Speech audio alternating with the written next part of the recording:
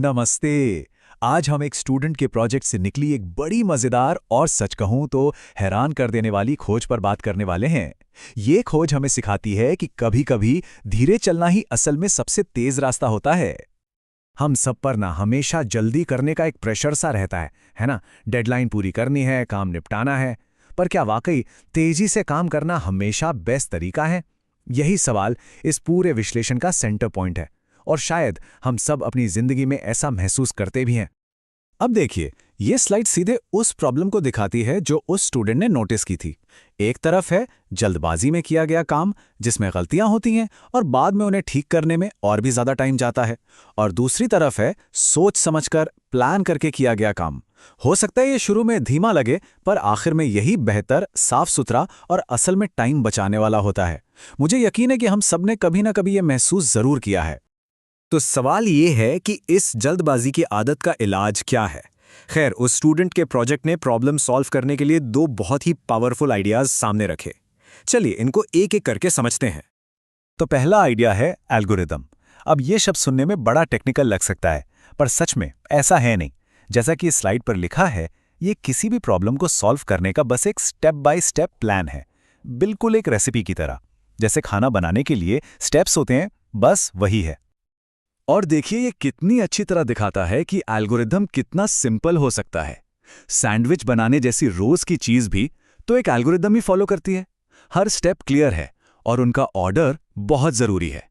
यही तो एक एल्गोरिदम की ताकत है। ये किसी भी मुश्किल काम को छोटे छोटे आसान स्टेप्स में तोड़ देता है, जिससे गलती की गुंजाइश बहुत कम हो जाती है। और दूसरा आइडिया है गहन सोच। कह सकते हैं कि ये एल्गोरिदम का साथी है। ये सिर्फ तरीका नहीं बल्कि एक माइंडसेट है। इसका मतलब है कि किसी भी प्रॉब्लम का सॉल्यूशन ढूंढने में कूदने से पहले उसे पूरी तरह से समझने के लिए थोड़ा वक्त लेना।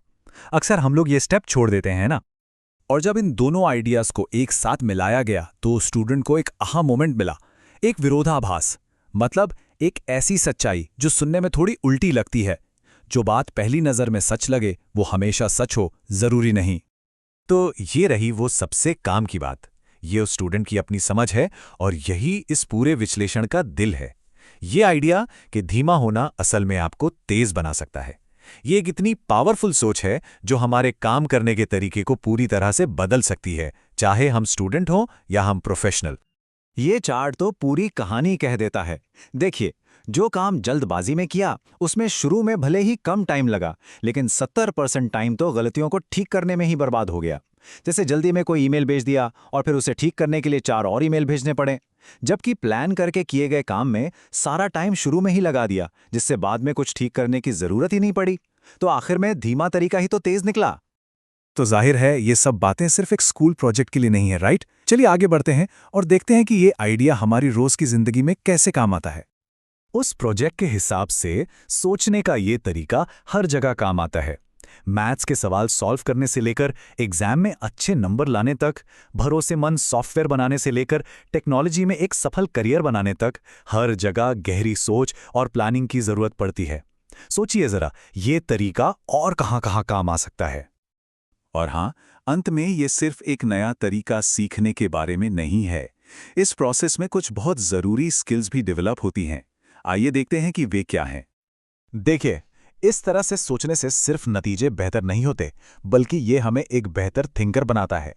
लॉजिकल सोच, धैर्य, प्लानिंग की काबिलियत और सबसे जरूरी कॉन्फिडेंस, ये सभी इस अप्रोच को अपनाने के असली इनाम हैं, जो हमें जिंदगी के हर मोड़ पर कामयाब होने में मदद कर सकते हैं।